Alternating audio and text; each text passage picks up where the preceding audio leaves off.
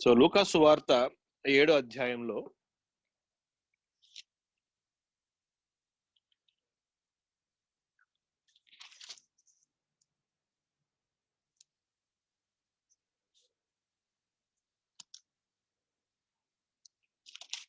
ముప్పై 35 నుంచి మనం చదువుకుందాం. మనం 36 నుంచి. ఎందుకంటే ఈ ఇన్సిడెంట్ ఒక్కటే, ఈ ఈవెంట్ మనకి మత్తయి సువార్తలో రాయబడలేదు కనుక ఇది మనం చదువుకుని మనం ముందుకు వెళ్ళిపోవాలి. మిగిలిన ఈవెంట్స్ అప్పటిదాకా లూకా 7 వరకు జరిగిన ఈవెంట్స్ అన్ని కూడా ప్యారలల్ గా మత్తయి సువార్తలో రాయబడడం జరిగింది. మనం ఆల్రెడీ దాన్ని మనం చదువుకున్నాము. సో అందువల్ల 35 నుంచి చదువుకుందాం. ఎందుకంటే 34 వరకు ఉన్నదంతా కూడా మనం మత్తయి సువార్తలో చదువుకున్నాం. ఏది యోహాను గురించి చెబుతూ ప్రభువు యోహాను కంటే పరలోక రాజ్యంలో అల్పుడైన వాడు యోహాను కంటే గొప్పవాడు అన్న ఆ మాట చెప్పినప్పుడు తర్వాత ఇంకొక ఇన్సిడెంట్ జరిగింది. అదేంటో చూసుకుని మనం ముందుకు వెళ్ళిపోదాం. సో అందరం కూడా లూకా సువార్త 7వ అధ్యాయము 36వ వచనము. పరిసయ్యులలో ఒకడు తనతో కూడా భోజనము చేయవలనని ఆయన అడిగాను. ఆయన ఆ పరిసయ్యుని ఇంటికి వెళ్లి భోజన పంక్తిని కూర్చుండగా ఆ ఊరిలో ఉన్న పాపాత్మురాలైన ఒక స్త్రీ యేసు పరిసయ్యుని ఇంట భోజనమునకు కూర్చున్నాడని తెలుసుకొని ఒక బుడ్డిలో అత్తరు తీసుకుని వచ్చి వెనుక తట్టు ఆయన పాదముల యొద్ద నిలువబడి ఏడ్చుచు కన్నీళ్లతో ఆయన పాదములను తడిపి తన తల వెంట్రుకలతో తుడిచి ఆయన పాదములను ముద్దు పెట్టుకొని ఆ అత్తరు వాటికి పూసెను. సో అక్కడ మనం కాంటెక్స్ట్ ఏంటో అర్థం చేసుకుందాం. అక్కడ ఏం జరిగింది? ప్రభు అప్పుడే అక్కడున్న జన సమూహానికి, తన శిష్యులకి ఈ మాట చెప్పారు. ఏమని? యోహాను గురించి చెబుతూ ఆ తర్వాత అక్కడ పరిసయ్యులు అక్కడ అందరూ వింటూ ఉండగా ఒక పరిసయ్యుడు ప్రభువుని ఇంట్లో భోజనానికి ఆహ్వానించాడు. సో ఆహ్వానించిన వెంటనే ప్రభు నిరాకరించకుండా ఆ పరిసయ్యుని ఇంటికి, మరి ఫారిసీస్ కదా, వాళ్ళ ఇంటికి వెళ్ళి అక్కడ భోజన పంక్తిలో కూర్చున్నారు. అంటే ప్రభుతో పాటు చాలా మంది కూడా అక్కడ భోజనానికి వచ్చారు. సరే, ప్రభు అక్కడికి ఉన్నారని చెప్పి తెలుసుకొని ఒక పాపాత్మురాలైన ఒక స్త్రీ ఎవరో ఎవరికి తెలియదు. అంటే ఆవిడ పేరు గురించి ప్రస్తావించలేదు బైబిల్లో. అయితే పాపాత్మురాలు అని ఎందుకు రాయబడింది అంటే, మిగిలిన వారు పాపాత్ములు కాదా అంటే, అక్కడ కూర్చున్న మనుషులు గాని, అక్కడ చుట్టుపక్కల ఉన్న ప్రభు యొక్క శిష్యులు గాని, జన సమూహం గాని, వారిలో ఎవరు పాపాత్ములు లేరా అంటే ఉన్నారు. అయితే ఈ స్త్రీని ప్రత్యేకంగా పాపాత్మురాలైన స్త్రీ అని ఎందుకు సంబోధించడం జరిగింది అంటే, ఈ స్త్రీ యొక్క పాపము అందరూ కూడా వారి వారి నోటితో ఉచ్చరించి, అంటే వాడుకలో వాళ్ళందరూ ఆ స్త్రీ గురించి ఎవరు పలికినా కూడా ఆ స్త్రీ చేసిన పాపం అందరికీ తెలిసిన పాపము గనుక ఆవిడ పాపాత్మురాలైన స్త్రీ అని చెప్పి మాట్లాడడం జరుగుతుంది. అంటే ఆవిడ బాహ్యంగా పాపం చేస్తూ ఉన్న స్త్రీ, అందరికీ తెలుస్తూ అన్నమాట. అంటే అనేక మంది పాపాత్ములు ఉంటారు, కానీ వారు అంతరంగంలో పాపం చేసినప్పుడు బయటికి కనపడదు ఆ పాపం. కానీ ఈ ప్రత్యేకమైన ఈ స్త్రీ, ఆవిడ చేసిన పాపము అందరికీ తెలుసు. సో మన అందరికీ తెలుసు ఆ పాపం ఏమిటి అంటే అది వ్యభిచారం అని చెప్పి రాయబడలేకపోయినా ఆ ప్రత్యేకంగా ఆ పాపం వ్యభిచారం అని తెలుసు మనకి. ఎందుకంటే అందుకనే పర్టికులర్ గా ఆ విధంగా సంబోధించడం జరిగింది. ఏ విధంగా సుంకరులు బ్రైబ్ తీసుకునే విషయంలో అందరికీ పలుకుబడిలో ఉంటారో, అలాగే ఈ స్త్రీ ఆ పాపం విషయంలో అందరికీ తెలుసు. అందుకని ఆ పాపాత్మురాలైన స్త్రీ మరి యేసు ప్రభు పరిసయ్యుని ఇంటి ఉన్నారని తెలుసుకొని ఒక బుడ్డిలో అత్తరు తీసుకుని వచ్చి వెనుక తట్టు ఆయన పాదముల యొద్ద నిలవబడి, అంటే మరి ప్రభు ఫ్రంట్ వైపు ఫేస్ చేసి కూర్చున్నారు, భోజనం పంక్తిలో కూర్చున్నారు కదా. సో బ్యాక్ సైడ్ నుంచి ఆ పాదాలకి దగ్గర నిలబడి ఏడ్చుచు కన్నీళ్లతో ఆయన పాదములను తడిపి, అంటే ఆ కళ్ళ నీళ్లతో ప్రభు పాదములను తడిపి తన తల వెంట్రుకలతో తుడిచి ఆయన పాదములను ముద్దు పెట్టుకొని ఆ అత్తరు వాటికి పూసెను. మరి ప్రభు కూర్చుండగా ఈ పని అంతా కూడా ప్రభు కాళ్ళ దగ్గర జరుగుతుంది, కింద వెనకాతల వైపు. ఆయనను పిలిచిన పరిసయ్యుడు అది చూచి, మరి హోస్ట్ అక్కడ ఉన్నాడు కదా, ఆయన పిలిచిన పరిసయ్యుడు అది చూచి, ఈయన ప్రవక్త అయిన ఎడల తన్ను ముట్టుకొనిన ఈ స్త్రీ ఎవతయో ఎటువంటిదో ఎరిగియుండును, ఇది పాపాత్మురాలు అని తనలో తాను అనుకొనెను. మరి ప్రభువు ఆ ఊరిలో రావడం అనేది ప్రభువుకి కొత్త ప్లేస్ అది. కానీ ఆ ఊరిలో ఆల్రెడీ ఉన్న వారందరికీ కూడా ఆ స్త్రీ గురించి తెలుసు. కనుక ఇతను ఏమనుకుంటున్నాడు, ఈయన అందరి గురించి అందరికీ దేవుని మాటలు చెబుతున్నాడు, అంతేకాకుండా స్వస్థపరుస్తున్నాడు, ఈయన ప్రవక్తని అందరూ అంటున్నారు. ఒక్కవేళ ఈయన నిజంగా ప్రవక్త అయి ఉంటే ఈ స్త్రీ గురించి మేము ఎవరు చెప్పకుండానే తెలుసుకోవాలి, ఈమె పాపాత్మురాలు అని తన మనసులో అనుకుంటున్నాడు. ఆ మాట తనలో తాను అనుకునేను, ఎందుకంటే బయటికి చెప్పట్లేదు ఈ విషయం. ఆ ఇన్సిడెంట్ చూసి అనుకుంటున్నాడు, ఎందుకంటే ఆ ఇన్సిడెంట్ లో ప్రభు పాదాల దగ్గర ఆవిడ కూర్చుని అత్తరు పూసి ఉన్నది. అందుకు యేసు, సీమోను, నీతో ఒక మాట చెప్పవలనని ఉన్నానని అతనితో అనగా, అతడు, బోధకుడా చెప్పుమనెను. సో అతని పేరు సీమోన్ అని చెప్పి మనకు అర్థం అవుతుంది, ఆ పరిసయ్యుడి పేరు. అతని మనసులో ఉన్న మాటలు అక్కడ చుట్టుపక్కల ఉన్న ఏ మనిషికి వినపట్లేదు, తెలియట్లేదు. కేవలము ప్రభువుకే తెలుసు అతని మనసు లోపల ఏమనుకుంటున్నాడు. సో ఆ మాటలను గ్రహించి ప్రభువు వాలంటరీగా ఒక కాన్వర్సేషన్ స్టార్ట్ చేస్తున్నారు.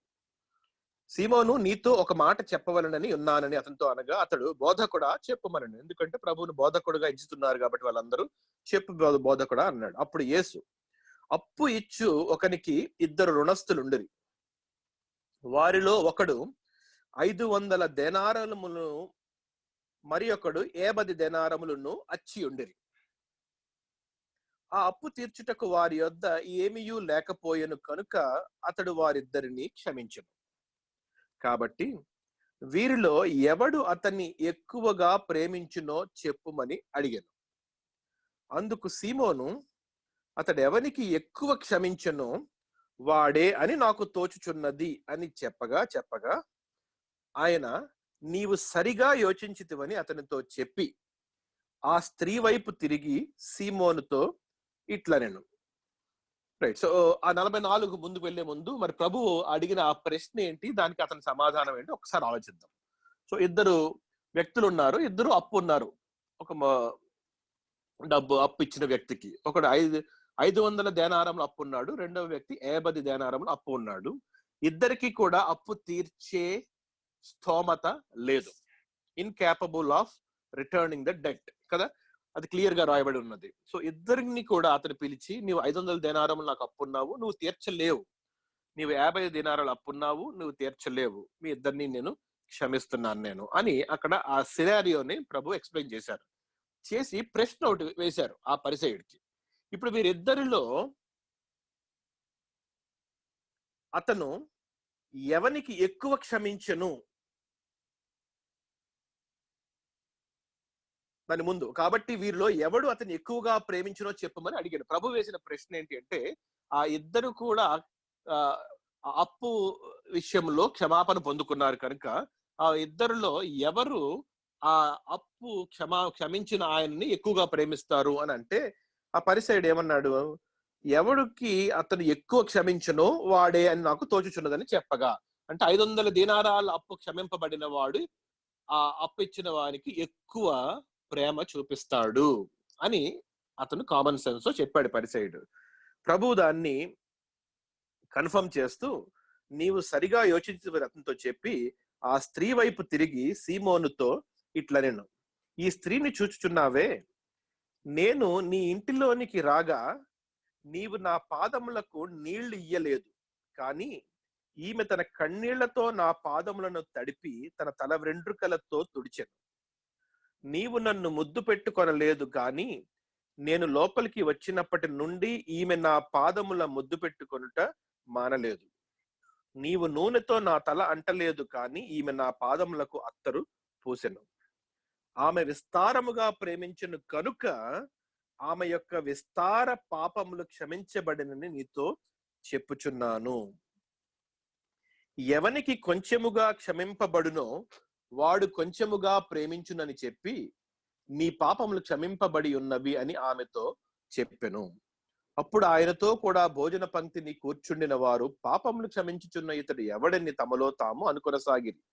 అందుకాయన, నీ విశ్వాసము నిన్ను రక్షించెను, సమాధానము గలదానవై వెళ్ళుమని ఆ స్త్రీతో చెప్పెను. రైట్. మళ్ళీ సో 44 నుంచి ప్రభు మాటలు మళ్ళీ జాగ్రత్తగా గమనిద్దాం. నేను సమయం తీసుకుంటున్నాను, ఎందుకంటే ఇందులో చాలా లోతైన ఒక మాట ఉంది. సో ప్రభు ఏమన్నారంటే, మరి ఆ పరిసయుడు చాలా క్యాజువల్ గా కామన్ సెన్స్ తో 500 దీనారాలు అప్పు క్షమింపబడిన ఆ వ్యక్తి ఎక్కువగా ఆ వ్యక్తి అప్పు ఇచ్చిన వాడిని, అప్పు క్షమించిన వాడిని ప్రేమిస్తాడు అని చెప్పాడు. నువ్వు రైటే చెప్పావు, నువ్వు కరెక్ట్ గా చెప్పావు అని చెప్పి ఆ ఉపమానాన్ని కరెంట్ సిచ్యుయేషన్ కి ఆపాదిస్తూ ప్రభు ఏమన్నారంటే, ఇగో ఈ స్త్రీని చూసావా నువ్వు, నేను నీ ఇంటికి వచ్చాను, నువ్వు నాకు భోజనం పిలిచావు, నా అంతట నేను రాలేదు, నీవే నాకు ఇన్వైట్ చేశావు. సో నన్ను ఇన్వైట్ చేసి నన్ను భోజనానికి పిలిచినప్పుడు నువ్వు కనీసం నాకు కాళ్ళు కడుక్కోవడానికి నువ్వు నీళ్ళు ఇవ్వలేదు, నా తల అంటలేదు నీవు నూనెతో. అది యూజువల్ గా ఏంటంటే ఆ ప్రాక్టీస్ అనేది కొత్త మనుషులు వచ్చినప్పుడు వాళ్ళు గ్రీట్ చేస్తారు. ఇజ్రాయెల్ ప్రజల్లో ఆ గ్రీటింగ్ ప్రాక్టీస్ అనేది వాళ్ళకి సో స్వభావంగానే ఉంటుంది అందరి ఇళ్లలోనూ. అది కానీ యేసు ప్రభుని భోజనానికి పిలిచాడు కానీ ఆ ప్రభువు గురించి అసలు పట్టించుకోవట్లేదు. ఎందుకు? దానికి కారణం ఏంటంటే ప్రభువు ఎవరో అతను గుర్తించలేదు. అతను ఏమనుకుంటున్నాడు, ఈయన ప్రవక్త అయితే బోధకుడా, ఆయన సంబోధనలు గమనిద్దాం మనం. ఎందుకంటే 2 మాటలు చెప్పాడు ఆ పరిసయుడు. ఒకటి, ఈయన ప్రవక్త అయితే ఈ స్త్రీ పాపాత్మురాలని తెలుసుకుంటాడు అని చెప్పి టెస్ట్ చేసుకుంటున్నాడు తన మనసులో తను. బయట కూడా చెప్పట్లేదు, చూద్దాం, లెట్ సి ఈయన ప్రవక్తో కాదో. ఎందుకంటే నాకు తెలిసి వీడి గురించి, ఈ యేసు అనే వినబడడానికి ఈయన తెలియదు, ఈయన చెప్తాడేమో చూద్దాం, దాన్ని బట్టి నాకు అర్థం అవుతుంది తనలో తాను అనుకుంటాడు. నంబర్ 1. రెండవది, అందరూ కూడా ఈయన బోధ చెబుతాడు అంటే దేవుని మాటలు చెబుతూ ఆ చుట్టుపక్కల ప్రాంతాల్లో పరిచయం చేస్తూ ఉన్నారని తెలిసి ఈయన బోధకుడు అని చెప్పి గమనించాడు. అయితే యేసు దైవ కుమారుడని, రాబో మెస్సయా అని, తన ప్రభువు అని ఆ మాట నమ్మలేకపోయాడు. విన్నాడు అవన్నీ, ఎందుకంటే యేసుక్రీస్తు ప్రభు గురించిన ప్రచారం ప్రతి చోట కూడా చాలా విస్తారంగా జరిగింది. అందుకనే ప్రభువుని కలుసుకుని అనేక మంది ప్రభువా అని సంబోధించారు, దావీదు కుమారుడా అని సంబోధించారు, రాబో క్రీస్తు నీవేనా అని చెప్పి బాప్తిస్మిచ్చి యోహాన్ అన్నాడు. సమరయ స్త్రీ ఇదిగో ఆ మెస్సయ వస్తారని మాకు తెలుసు అంటే క్రీస్తు పరిచయం చేసినప్పుడు నీవేనా మెస్సయ అని చెప్పి తను నమ్మగలిగింది. సో ఆ వ్యక్తి, ఆ పరిసయ్యుడు ఆ పరిస్థితిలో యేసు ప్రభువుని ఎవరో బోధకుడు ఆ ఊర్లోకి వచ్చాడు, భోజనానికి పిలుద్దాము అని చెప్పి పిలిచాడు తప్పితే ప్రభు ఎవరో గమనించలేదు. కనీసము ఆ మర్యాదలు కూడా తను పాటించలేదు. సో కాళ్ళకి నీళ్ళు ఇవ్వలేదు, తర్వాత నూనె ఇవ్వలేదు, మూడవ మాట పాదములకు నీవు నాకు ముద్దు కూడా పెట్టుకోలేదు. యూజువల్ గా ఒక ముద్దుతో, చేతి మీద ముద్దుతో గాని బొగ్గ మీద ముద్దుతో గాని వాళ్ళు గ్రీట్ చేసుకుంటారు. అది యొక్క ఆచారం, అది ఇశ్రాయేల్ ప్రజల యొక్క ఆచారం. ఈ మూడిట్లో ఏది కూడా నీవు చేయలేదు. అయితే ఈ స్త్రీ నేను వచ్చినప్పటి నుండి కూడా తన కన్నీళ్లతో నా పాదములు తడిపింది, నా పాదములు ముద్దు పెట్టుకుంటూ మానలేదు, అంతేకాకుండా నా పాదములకు అత్తరు పూసెను అని చెప్పి అక్కడ ఒక మాట చెప్పారు ప్రభు. జాగ్రత్తగా గమనించండి, 47వ వచనము. ఆమె విస్తారముగా ప్రేమించెను గనుక ఆమె యొక్క విస్తార పాపములు క్షమించబడినని నీతో చెప్పుచున్నాను. ఆ ఆర్డర్ రివర్స్ చేశారు, గమనించారు అక్కడ. అంటే ఆవిడ విస్తారమైన పాపములు క్షమించబడిపోయిన గనుక ఆమె నన్ను విస్తారముగా ప్రేమించింది అని చెప్పట్లేదు ప్రభు. అక్కడ ఆర్డర్ రివర్స్ చేసి ఏమో చెప్తున్నారంటే, నీకు అది ఎవిడెన్స్ నేను చూపెడుతున్నాను, ఆవిడ మనస్సులో దేవుని కార్యము ఆల్రెడీ జరిగిపోయింది. ఆవిడ పశ్చాత్తాపంతో నా దగ్గరికి వచ్చి నేను ఎవరినో గ్రహించి నన్ను విశ్వసించి తన హృదయ శుద్ధి కలిగి పొందుకొని నా దగ్గరికి వచ్చి పనిచేస్తుంది. సో నన్ను చాలా ప్రేమిస్తుంది. ఎందుకు? ఆవిడ హృదయంలో దేవుని కార్యం ఆల్రెడీ అయిపోయింది. ఆవిడ విస్తారముగా ప్రేమించను కాబట్టి నేను నీకు డిక్లేర్ చేస్తుంది ఏంటంటే, ఆ ప్రేమ బయటకు కనబడుతుంది చూసారా, దాన్ని బట్టి నీవు తెలుసుకోవాల్సింది ఏంటంటే ఆల్రెడీ ఆవిడ పాపములన్నీ కూడా క్షమించబడిపోయినవి. అంతేకాకుండా ప్రభు ఇంకో మాట చెప్పారు, విస్తారమైన పాపములు అంటే ఆవిడ జీవితంలో, నా జీవితంలో ప్రతి విషయంలో కూడా నేను పాపిని, శాపగ్రస్తురాలను, దేవుని ఎదుట దేవుని విషయంలో నేను సంపూర్ణమైన పాపిని నేను అని ఒప్పుకుంది గనుక ప్రభు ఏమన్నాడంటే ఆవిడ విస్తారమైన పాపలు అన్ని క్షమించబడిపోయింది. ఎందుకు? ఆవిడ అంత ఎక్కువ ప్రేమించగలిగింది. నీవేమనుకుంటున్నావు నీవు పాపిని కావు అని చెప్పి నీవు అనుకుంటున్నావు. ఇక్కడ ఇప్పుడు నేను చెప్పబోయేదంతా రీడ్ బిట్వీన్ ద లైన్స్, అంటే అక్కడ రాయబడలేదు, కానీ ప్రభువు అతనికి ప్రత్యేకించి నీవు అర్థం చేసుకోవాల్సింది ఏంటి అని చెప్పేసి ఆ మాటల మధ్యలో ప్రభు చెప్పిన మాటలు అంటే చెప్తున్నాను నేను. నీవేమనుకుంటున్నావు ఎవరో రోడ్డు మీద పోయే బోధకుడు వచ్చాడు, ఊరికే భోజనాన్ని పిలుద్దాంలే అని చెప్పి పిలిచావు నన్ను. నా కనీసం నువ్వు మర్యాద కూడా నాకు ఇవ్వలేదు. నంబర్ 2, నీవు అసలు పాపివని నీవు గ్రహించలేదు. ఎందుకంటే నీలో పాపము ఉన్నది నువ్వు గ్రహిస్తే నీ పాపమునకు సొల్యూషన్ ఇచ్చే వ్యక్తి నీ దగ్గర ఉన్నాడని చెప్పి నువ్వు గ్రహించగలుగుతావు. అప్పుడు నువ్వు పరిగెట్టుకుని నా దగ్గరకు వచ్చి నీ పాప క్షమాపణ నువ్వు పొందుకునేవాడివి. కానీ నీవు సెల్ఫ్ రైచియస్ మ్యాన్, అంటే స్వనీతిమంతుడు. నీవు ఆవిడ స్త్రీ నువ్వు పాపి అంటున్నావు, కానీ ఆవిడ బాహ్యంగా చేసింది కనుక అందరికి తెలుసు కనుక నువ్వు పాపి అని డిక్లేర్ చేస్తున్నావు. ఎవరికి తెలియని నీ అంతరంగంలో ఉన్న పాపాన్ని బట్టి నేను కూడా పాపిని ఎందుకు డిక్లేర్ చేసుకోవట్లేదు నువ్వు అని ప్రశ్నిస్తున్నారు ప్రభు అక్కడ. అది చెప్తున్నారన్నమాట అతనికి, ఆ పరిసయ్యుడికి. సో నీవు నన్ను ప్రేమించట్లేదు, నువ్వు ప్రేమించలేకపోతున్నావు. ఎందుకంటే నువ్వు నా దగ్గరికి రాలేకపోతున్నావు. నేను సంపూర్ణమైన పాపిని అని నువ్వు గ్రహించలేకపోయావు. అందుకనే నువ్వు నన్ను ప్రేమించలేదు. అందుకనే నువ్వు 50 దినారాల కేటగిరీలో ఉండిపోయావు. ఎందుకు అంటే నువ్వు యాక్చువల్ గా నేను అన్ని పాపములు క్షమించగలిగే పరిస్థితిలో నేనున్నాను.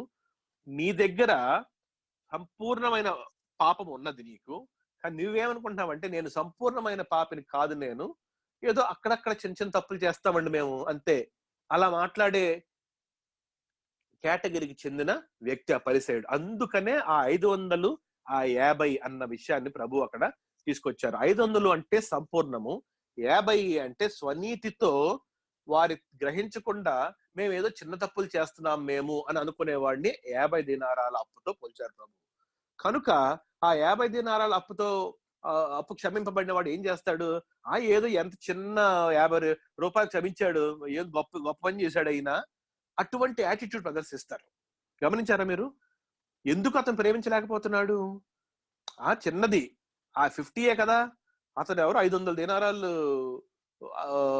క్షమించబడితే అప్పుడు అది ఎక్కువ క్షమాపణ ఇచ్చినట్లు లెక్క. నాకేముంది, ఒక 50 రూపాయలు క్షమించాడు అంతే కదా. అటువంటి దృక్పథం ఉన్న మనిషి దేవుని దగ్గరికి రాలేడు, క్షమాపణ పొందుకోలేడు. ప్రతి మనిషి కూడా నేను సంపూర్ణమైన పాపిని అని చెప్పి తన పాపమును పూర్తిగా ఒప్పుకొని ప్రభు కాళ్ళ దగ్గరికి వచ్చి క్షమాపణ తీసుకున్న వాడే రక్షణ పొందగలడు. అతనే ప్రభువుని సంపూర్ణంగా ప్రేమించగలరు. సో ఇది ప్రభువు వేస్తున్న ఒక ప్రశ్న ప్రపంచం మొత్తానికి, మనందరికీ కూడా. ఏ విధంగా నువ్వు నన్ను ఎంత ప్రేమించగలుగుతున్నావు నువ్వు? మరి రక్షణ పొందిన మనం అందరం కూడా ఒకసారి సెల్ఫ్ ఇంట్రాస్పెక్షన్ చేసుకోవాలి. నేను రక్షణ పొందాను అనుకున్నప్పుడు నిజంగా నేను సంపూర్ణమైన పాపి, నా పాపములు ప్రతిదీ కూడా దేవుడు క్షమించారు నన్ను అన్న గ్రాటిట్యూడ్ నువ్వు ప్రభువుకు చూపెడుతున్నావా నీ దైనందిన జీవితంలో అని ప్రభువు ఒక ప్రశ్న అడుగుతున్నారు మనందరినీ కూడా. ఈ ప్రశ్న అందరికీ వేస్తారు డెఫినెట్ గా. ఇది ఎందుకు అంటే అక్కడ ఆ ప్రశ్న ఆ పరిసయ్యుడికి వేయడంలో అర్థం ఏంటంటే, ప్రతి మానవుడు ఈ చదివినప్పుడు ఆ మాట గ్రహించాలి. మన ప్రేమ ఏముందిలే, యేసుప్రభు వచ్చారు, చనిపోయారు, క్షమించారట అన్నంత క్యాజువల్ గా తీసుకుంటే అతనికి ప్రభు మీద ప్రేమ లేదు, అతను రక్షణకు చాలా దూరంగా ఉన్నట్లు లెక్క. అలాంటి మనుషులు ఉంటారు. విశ్వాస సాంగత్యంలోనే ఉంటారు, బైబిల్ స్టడీలోనే కూర్చుంటారు, కానీ పరిపూర్ణమైన ప్రేమ ప్రభు మీద చూపెట్టలేకపోతారు. ఎందుకు అంటే వారి పాప క్షమాపణ విషయంలో వారి సత్యాన్ని గ్రహించలేకపోవడం వలన. సో అందుకని ఈ మాట చాలా అందరూ కూడా జాగ్రత్తగా మనం గమనించాలన్నమాట. ఆ ప్రేమ ఎప్పుడు మనం పరిపూర్ణంగా ప్రేమిస్తామంటే మనం సంపూర్ణమైన పాపిమి. ప్రభువు ఆ శిలువ మీద నా ప్రతి పాపమును ఆయన మీద వేసుకుని నన్ను సంపూర్ణంగా క్షమించారు అన్న ఆ సత్యాన్ని గ్రహించగలిగితే మనం ప్రభువుని అంతే విధంగా సంపూర్ణంగా ప్రేమించగలుగుతాం. ఆ స్త్రీ అది చేసింది, ఎందుకంటే అప్పుడే ఆవిడకి ఆ కార్యం జరిగింది. ఏది? బోర్న్ అగైన్, అంటే తిరిగి జన్మించుట అన్న కార్యము ఆవిడ జీవితంలో ప్రభు పాదాల దగ్గర జరిగిపోయింది అక్కడ. అందుకనే ఆ ఆర్డర్ రివర్స్ చేసి ప్రభు చెప్పిన మాట 47వ వచనంలో, ఆమె విస్తారముగా ప్రేమించెను కనుక ఆమె యొక్క విస్తార పాపములు క్షమించబడినని నీతో చెప్పుచున్నాను. నువ్వు చూడు, నీకు డిక్లేర్ చేస్తున్నాను నేను, సో నీవు ఇప్పుడు తెలుసుకోవాలి అని చెప్పి అప్పుడు ప్రభు ఏం చెప్పారు? ఎవనికి కొంచెము క్షమింపబడినో వాడు కొంచెముగా ప్రేమించును. ఆ కొంచెం క్షమించిన అనేది ప్రభు క్షమాపణ వైపు కాదు, ప్రభు సంపూర్ణంగా క్షమిస్తారు. అవతల వ్యక్తి నాకు కొంచెమే ఉంది, నాకు కొంచెం క్షమాపణ చాలు అనుకున్నాడంటే వాడు కొంచెమే ప్రేమిస్తాడు ప్రభువుని. అంటే నోటితో ప్రేమిస్తారు వీళ్ళందరూ, అంతే, హృదయంతో కాకుండా అని చెప్పి, నీ పాపములు క్షమింపబడి ఉన్నవి అని ఆమెతో అనెను. అప్పుడు ఆయనతో కూడా భోజన పంక్తిని కూర్చుండిన వారు పాపములు క్షమించుచున్న ఇతడు ఎవడని తమలో తాము అనుకొనసాగిరి. ఈయనెవరు, పాపములనే క్షమించేస్తానని చెప్పి అంత ధైర్యంగా స్టేట్మెంట్స్ ఇస్తారు ఈయన అని వారందరూ ఆశ్చర్యపోతారు. ఎందుకంటే వారి జీవితంలో అటువంటి స్టేట్మెంట్ గాని అటువంటి మాట గాని ఎప్పుడు కూడా వాళ్ళు వినలేదు, ఎవరు కూడా.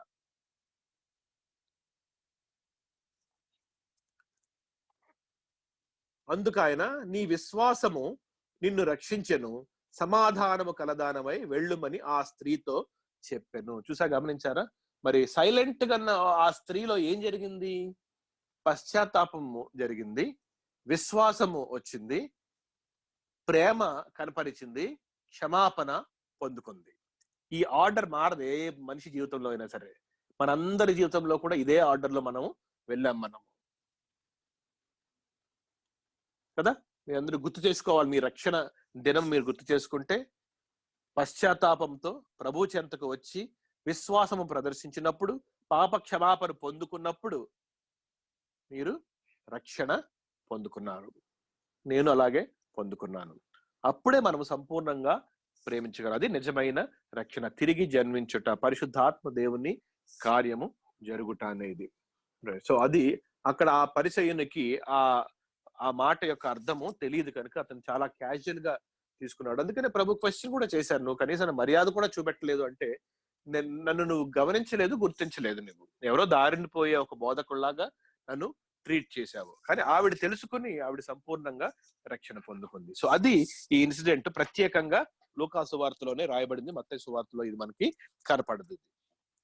సో ఇప్పుడు మనం నెక్స్ట్ పార్ట్ కి వెళ్దాం. మనం